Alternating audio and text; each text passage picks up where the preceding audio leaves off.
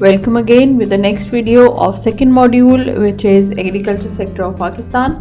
हम जो course discuss कर रहे हैं उसका नाम है इश्यूज इन पाकिस्तान इकोनॉमी और हमने अब प्रॉपरली सेक्टोरल लेवल पे जो है वो डिस्कस करना शुरू कर दिया in which will have brief history and introduction and description of that sector and finally will be discussing the critical issues. तो अभी हमने इसमें फर्स्ट जो टॉपिक स्टार्ट किया हुआ है दैट इज़ हिस्टोरिकल अकाउंट. इसमें हमने लास्ट वीडियो में if you recall we had discussed कि what was the picture of agriculture sector particularly at the time of Mughal or you could say pre-British time, pre-colonial time. उसको हमने thoroughly discuss किया last video में और that was very interesting. और आज हम discuss करेंगे the impact of British rulers or British colonialism in this region, particularly with reference to the agriculture sector of Pakistan. So in the middle of 18th century, British rulers started expanding their rule in this region, and by the end of that century, they directly and indirectly controlled the whole region or whole territory of this subcontinent and this land. So that was the expansion of British rulers or their rule in the subcontinent or in this region. So उनके आते ही the first thing which we need to discuss the institutional changes they brought in the agriculture sector particularly.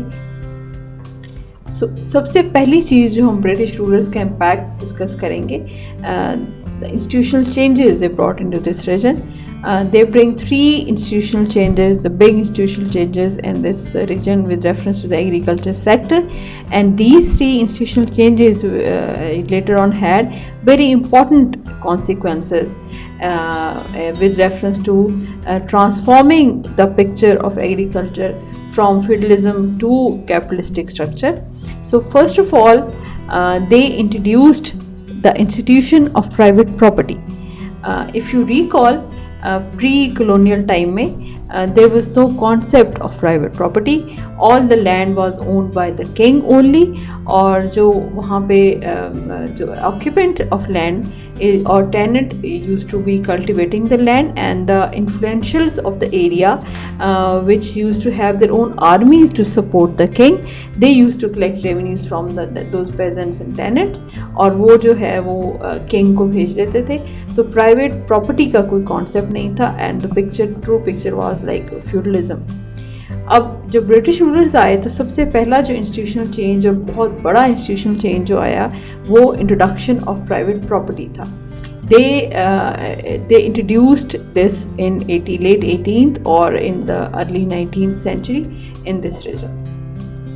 Second जो बिगर change है या big institutional change है establishment of legal system, and this legal system generally to discuss and the disputes or settlements within the agriculture sector between different workers or different groups or different members, but particularly this legal system was to support or to protect the ownership rights or the property rights, which was the new concept in this region. Thirdly, or third institutional change was establishment of an efficient government.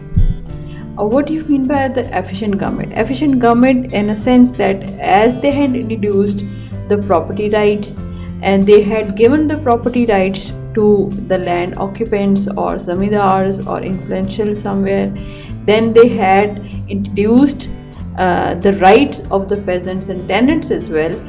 So they need to have an efficient government for settlement of disputes or different claims which arised after the decay of Mughal Empire.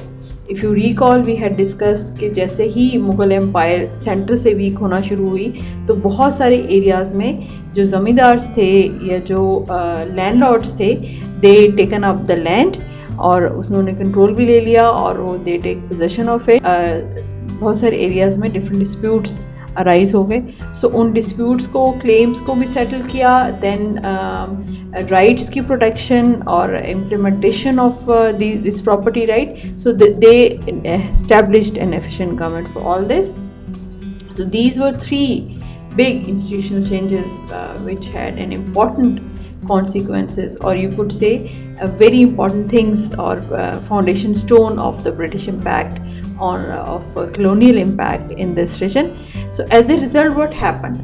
The very important happening as a result was the fusion of economic and political power, which was the basic or which is the basic condition of feudalism. So ये तीनों launch होने से, establish होने से या implement होने से सबसे इम्पॉर्टेंट जो इम्पैक्ट हुआ वो ये हुआ कि the economic and political power which was with the landlord that is separated. So it is turning point from feudalism to the capitalism or even pre-capitalistic structure. In 1793 Bengal में जो revenue collectors थे which were intermediaries between the king and the tenants, they were given property rights. Wherever British rulers find it suitable, the persons suitable and cooperative with the British Empire, they were given property rights. In return, the British rulers of British Empire just ensured the revenue collection from that land or peasants or those revenue collectors. In 1843, Sindh was completely taken over by the British Empire. उससे पहले तक वो काफ़ी हद तक autonomous था, तो 1843 में जाके सिंध को कम्प्लीटली टेकअप किया और वहाँ पे रोहितवारी सिस्टम जो था वो लॉन्च हुआ. अब ये सिस्टम क्या है? Ryotwari system basically is a system in which state is the landlord and the occupant is basically the tenant. The difference between this tenant or the tenant in the British rulers and the tenants of the Mughal Empire is that these tenants which was after the British rulers and under the Royatwari system were given heritable rights and they were also given transferable rights. वो अपनी property को inherit भी कर सकते थे और अपनी property को transfer भी कर सकते थे, which was not given in the Mughal time period. So in return they had to pay land revenue to the British Empire as earlier that was ensured. So this was the Royatwari system. Sindh में बहुत सारी ज़मीन जो थी वो Royatwari system थी.